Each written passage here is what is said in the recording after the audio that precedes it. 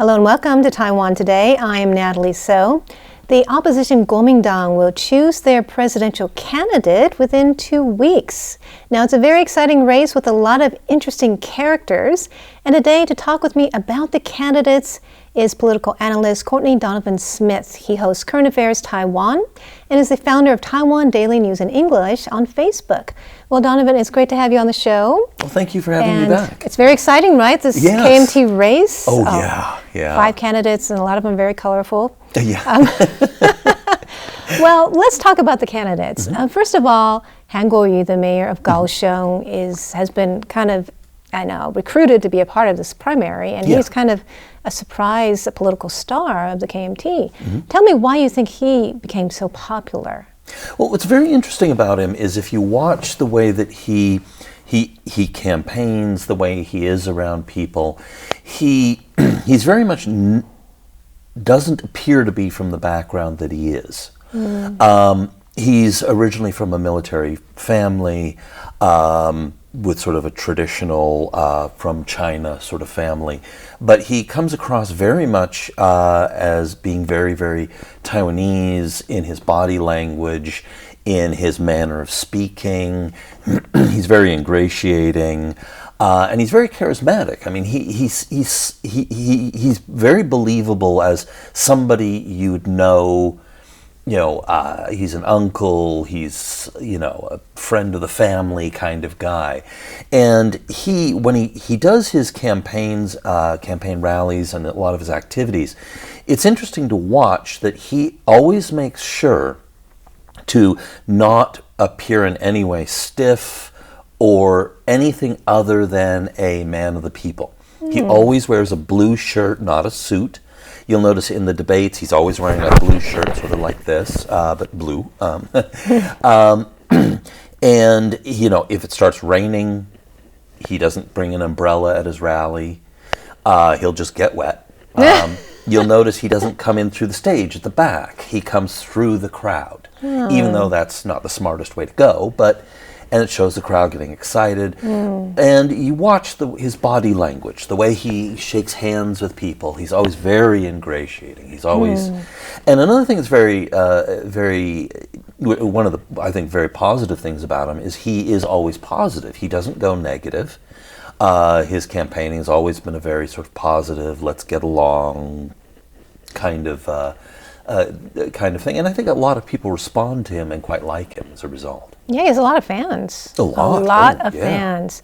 So what do you think his chances are about being the KMT candidate? Well, this is a fascinating question. Now, he's got a demographic that is really strongly supportive of him.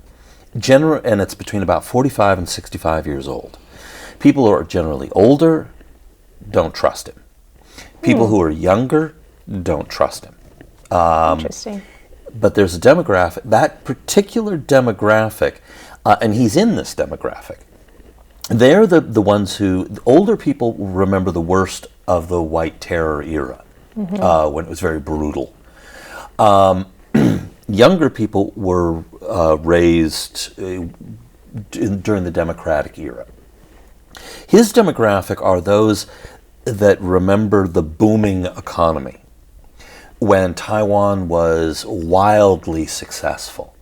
And people just almost magically became rich. I mean, it was really quite remarkable to see. And so there was a huge amount of optimism at the time.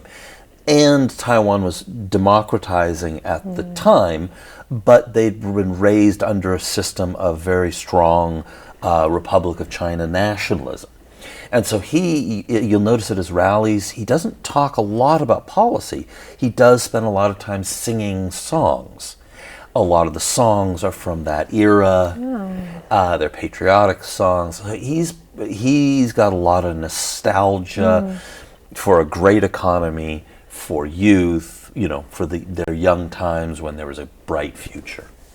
Well, people are worried, though, that he's too close to China. Right, when he visited Hong Kong, he met with, the Chinese official there. So what do you think about that issue? is that going to work against him or for him? With younger voters, I think it already has. I think that's been very, very clear.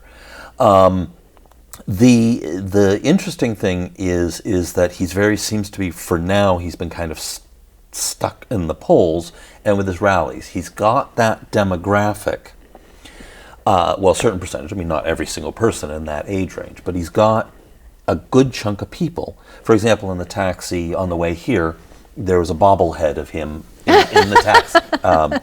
So he's got a very fiercely loyal fan base within that group, and they trust what he says, that, he said, "One China, two systems over my dead body." So they trust that he will not sell out Taiwan. So I think that his solid supporters feel that they can trust him. Outside of that 20 to 25% core that he's been holding up in the polls up to this taping, is that he's got, outside of that group, people are noticing things like he did his thesis on United Front tactics. He got support, if he's gotten an outrageous amount of media support, including 60-some% on one channel with obvious ties to China, and so there's obvious China support coming from China for his campaign. Some of it subtle, some of it may or may not be legal, but a lot of it's very overt.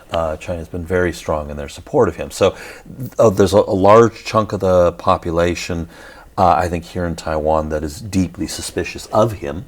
But then there's his core demographic, I think, it trusts him to lead Taiwan through the choppy waters.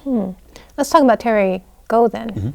So he's an interesting person. I mean, he is one of the richest tycoons in Taiwan. In the world. Yeah, in the world, and very successful businessman. And why do you think he decided to run? And what are his chances of winning the KMT primary? Two big questions. The reason that he states for why he wanted to run is to serve the country. I can't see into his head that may very well be a solid reason. I mean, he comes from his father was a police officer, came over from China. He keeps ancestral ties to his home village in China, and he does seem to be genuinely a strong believer in the Republic of China. So that may be a very honest thing. Possibly also he sees this. He's achieved everything he wanted in business. Perhaps this is another achievement that he'd like to accomplish. I mean, he's somebody who accomplishes a lot of the things that he wants to do. He has a proven record at that. But can he win the primary? Now, he is attracting a kind of a different set of people than Daniel Han Kuo-yu is attracting. He's actually doing better with younger voters. He's also attracting people who are interested in successful business in Taiwan, that Taiwan to be very successful, which he knows a lot about. But he also, like Han Kuo-yu, has a large number of people who also distrust him. And they distrust him for reasons like the bulk of his company's business interests are in China. His business pioneered the gutting of the manufacturing base, now in many cases for solid economic reasons, but that moved a lot of the manufacturing base into China, which saw economic stagnation here in China. He was much of an engineer of that. He also has some disadvantages in that he liked to associate himself with an image of being Genghis Khan. He's said a few things which sound a little disparaging of democracy at various points. And he can be a little thin-skinned. On the other hand, in the first debate, for example, he was very charming, he was very funny, he's very confident, People liked him very much. I mean, he performed very well. Yes, I thought so, yeah. And he's impressive. I mean, when you watch him speak, when you listen to him, he feels confident. He feels like a leader. I mean, he definitely has that aura, and he's very smart. So do you think he has a decent chance of winning the primary? KMT primary? It's going to, there's, both him and Han Kuo-yu, but then there's Eric Chu is the other possibility. That's right. And what do you think about him? Well, he, to a certain degree, is the traditional candidate. Some people may view him as the grown-up in the room. I think he's been trying a little too hard to be cute. To attract attention, maybe? To attract attention, yeah. But he was a well-liked, he was a well-liked mayor of the biggest city, re-elected to a second term. And so, so he has a solid administrative record. And so, I mean, he's a politician with a politician's record, and a successful one by I think most people would say, considering he was reelected. So he's very much a traditional KMT candidate. His problems are that right now that doesn't seem to be the mood of the electorate that doesn't want to vote for the DPP.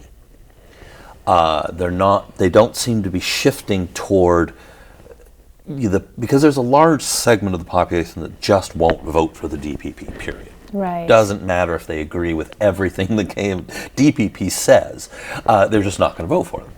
Now, and so there's a lot of that part of the electorate, but they don't seem to be skewing toward a standard KMT candidate right now.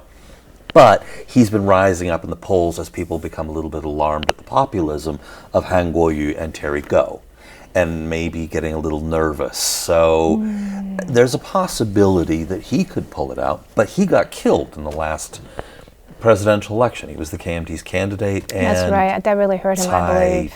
Devastated him. Do you think they have different cross-strait policies, or are they more or less the same? Of the three candidates? They all three share the other two candidates are a bit more radical. You're talking about Han and Go? No, the two smaller. There's 5 candidates total. But these three are the more closer to the traditional or the more recent era KMT cross-strait sort of policies, which are try to keep good relations with the United States, but improve relations further with China. Eric Chu has very specifically, Zhu Liluan has talked about trying to sign an agreement, a peace agreement, not a treaty, because that would be between two countries, an agreement on Jinmen. All three of these candidates are talking about increasing peace. All are pretty clearly against one country, two systems. And so in terms of what they state publicly, there's not a radical difference between the three of them. The question has a lot to do with what the voters perceive or think that's what's going on under the surface, and their own interests, these three candidates' interests in China. What relationships do they have in China? Han Kuo-yu had some education in China. He wrote his thesis on the United Front. So there's some concerns on the national security side there. Terry Go's massive interest in China. His whole business is and something basically to keep in there. mind, and something to keep in mind is that in China, you'll notice that almost all the top flying business people in China, which includes him, a lot of them recently have been jailed for corruption. They have been exiled or fled the country. They've been forced to step down. I think Jack Ma recently stepped down. And because you can't rise to the top in China as a businessman on that scale without being deeply or have very strong ties with the Chinese Communist Party, or at least to maintain it these days. So that's a concern. Definitely. Obviously Eric Chu is much more a traditional politician here. He has family ties with China. But So do you have a guess, prediction? As to Who will win the primary? Who will win the primary? I think it's going to be. I think the last week is really going to be choppy. So next week, yeah. Yeah, We'll see what happens. It's hard to say. Huh? Yeah, I feel a lot stronger on who I think might win The presidency rather than the KMT primary. Because I think that the last week and a half, because of I think that Terry Go has kind of reached, he may or may not have reached a plateau. Han Kuo-yu's reached a plateau. Terry Go may go up, he may not, but up to this point they've been kind of bouncing around similar polls. Eric Chu's coming up, and there's a large number of I don't knows. So I think that there's going to be a lot of attention paid by voters during this last stretch here. Yeah. Okay. So it should be very interesting to watch. Yeah, I think. I guess if I had to, well, it's a tough one. I guess maybe Terry Go or Han Kuo-yu is more likely. Okay. But either one of them could see a sharp drop off, and Eric Chu could pull it. So it's all possible, right? It's these possible. Three. And haven't even brought up Wang Jin. He's another story altogether. Yeah. Well, Donovan, thanks so much for coming in and talking with us about your insights, your perspectives on the KMT primary, and thank you so much for politics in having Taiwan. Yeah. So I've been talking with Courtney Donovan Smith about the KMT primary. He is a political analyst here in Taiwan. He co-hosts Current Affairs Taiwan. He's also the founder of Taiwan Daily News in English on Facebook. Thanks for tuning in to Taiwan Today. I'm Natalie Tso.